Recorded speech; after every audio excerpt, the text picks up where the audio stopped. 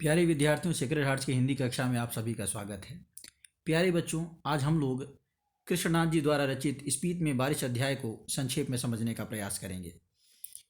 स्पीत में बारिश एक यात्रा वृत्त है। इसमें स्पीत घाटी की परिस्थितियों का मनोरम वर्णन है। पाठ का सार इस प्रकार है। स्पीति संचार साधनों से रहित। स्पीति हिमाचल प्रदेश के लाहौल स्पीति जिले की एक तहसील है। यहाँ ऊंचे दर्रे तथा कठिन रास्ते हैं, इसलिए इसका इतिहास भी कम है। यह प्रदेश संचार के साधनों से कटा हुआ है। यहाँ का राजा आज भी वायरलेस सेट के माध्यम से केलंग और काजा को जोड़ता है।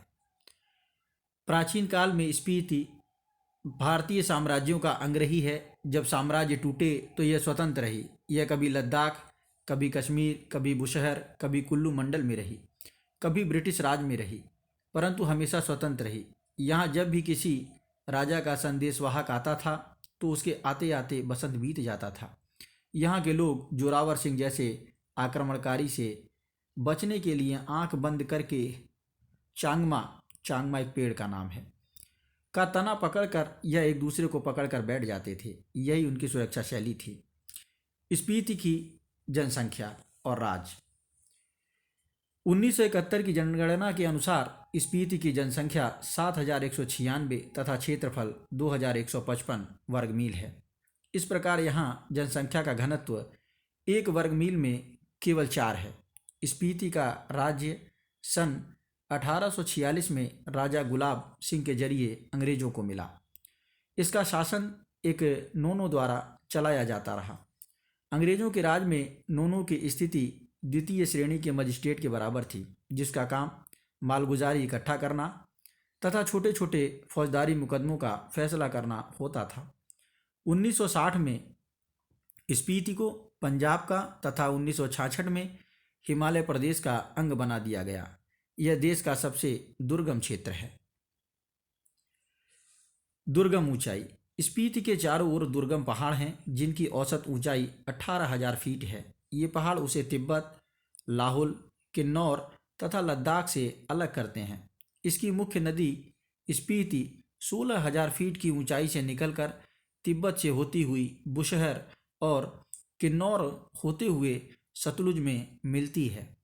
इसके साथ कोई पारा और पिन नदियों की घाटियाँ भी हैं, परंतु केवल स्पीति घाटी ही आबाद है।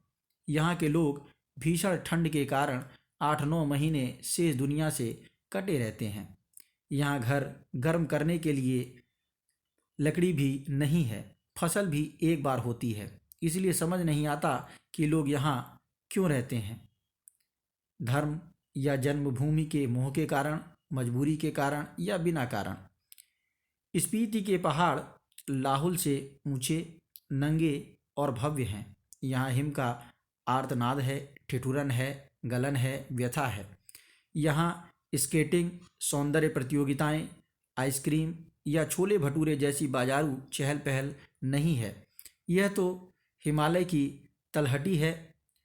लाहौल स्पीति की घाटियाँ रोहतांग जोत के पार हैं। श्री कनिंघम के अनुसार लाहौल की ऊंचाई 10,535 फीट तथा स्पीति की ऊंचाई 12,986 फीट है। 12 लाचा और माने पर्वत श्रेणियाँ। स्पीति घाटी को उत्तर दिशा से जो पर्वत श्रेणियाँ घेरे हुए हैं, उनकी ऊंचाई 16,221 से 16,500 फीट है। 2 चोटियाँ 21,000 फीट से भी ऊंची हैं। इन्हें 12 लाचा श्रेणियाँ कहते हैं। दक्षिण की पर्वत श्रेणियों को माने श्रेणियाँ कहते हैं। शायद इसका नाम बौद्धों के माने मंत्रों के नाम पर पड़ा हो। इस प्रदेश में इस मंत्र का जाप भी बहुत अधिक हुआ है। यह मंत्र है ओम मणि पद्मे हूँ। इंपीरियल गजट के अनुसार माने श्रेणी की ऊंचाई 21,646 फीट है। कुछ छोटी चोटियाँ 17,000 फीट से अधिक हैं। इसके कई गांव 13 से 14,000 फीट की ऊंचाई पर बसे हैं। यह मध्य हिमालय है। इसी में स्पीति स्थित है। इसके पार बाह्य हिमालय है, जिसकी एक चोटी 23,064 फीट ऊंची है तथा कई चोटियां 20,000 फीट से ऊंची हैं। लेखक युवकों को इस घाटी में आमंत्रित करता है। यद्यपि चोटियों की ऊंचाइयों से होड़ लगाना ठीक नहीं है, फिर भी नवयुवकों और नवयुवतियों के लिए यह अच्छा शौक हो सकता है। यह घाटी बूढ़े लामाओं के कारण उदास दिखती है। यदि यहाँ युवक युवतियाँ किलोल करें तो यहाँ का आर्तनाद पिघले और हर्ष फैले। 2 ऋतुएं। स्पीति में लाहुल की तरह 2 ही ऋतुएं होती हैं, बसंत तथा शीत। बसंत ऋतु जून से सितंबर तक अल्पकालिक होती है, तब यहाँ का तापमान 15 डिग्री सेंटीग्रेड होता है। जनवरी में तापमान 8 डिग्री होता है। बसंत में दिन गर्म होता है, रात ठंडी होती है। शीतकाल के मौसम का तो अनुमान ही लगाया जा सकता है। यहाँ बसंत में भी फूल नहीं खिलते, हरियाली नहीं होती। शीत में तो यहाँ के नदी नाले भी जम जाते हैं। हवाएं तेज चलती हैं जो खुले अंगों में शूल की तरह चुभती हैं। वर्षा का अभाव।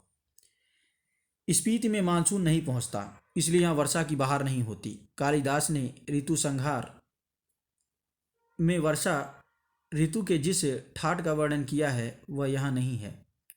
कालिदास ने वर्षा ऋतु का अत्यंत श्रृंगारिक और मादक वर्णन किया है, परंतु स्पीति के निवासी इसके लालित्य को नहीं समझ सकते। वे नहीं जानते कि बरसात में नदियाँ बहती हैं, बादल बरसते हैं और हाथी चिंघाड़ते हैं और वियोगिनी स्त्रियाँ रोती कलपती हैं। कारण यह है कि यहाँ कभी कभार बारिश होती है, धरती सूखी, ठंडी और वंध्या रहती है। फसलें। स्पीति में साल में एक फसल होती है। यहाँ जौ, गेहूँ, मटर और सरसों होती है। पहाड़ों से बहने वाले झरनों से सिंचाई की जाती है। स्पीति नदी का जल किसी काम नहीं आता। हाँ, यहाँ बहुत सी भूमि खेती के योग्य बनाई जा सकती है। यहाँ अत्यधिक ठंड के कारण न फल होते हैं न पेड़, इसलिए स्पीति नंगी और वीरान है। वर्षा का सुखद अनुभव। लेखक को एक सुखद घटना की याद आती है। वह काजा के डाक बंगले में सोया हुआ था। आधी रात थी। लगा कि कोई खिड़की खड़का रहा है। उसने उठकर खिड़की खोली तो हवा का तेज झोंका मुंह और हाथ को छीलने लगा। लेखक ने दरवाज़ा बंद किया। पता चला कि बारिश हो रही है, बर्फीली बारिश, जैसे नगाड़े पर थाप पड़ रही है और महाशंख की ध्वनि तैर रही है। सुबह लोगों ने कहा यात्रा शुभ होगी, क्योंकि स्पीति में बहुत दिनों बाद बारिश हुई है। धन्यवाद।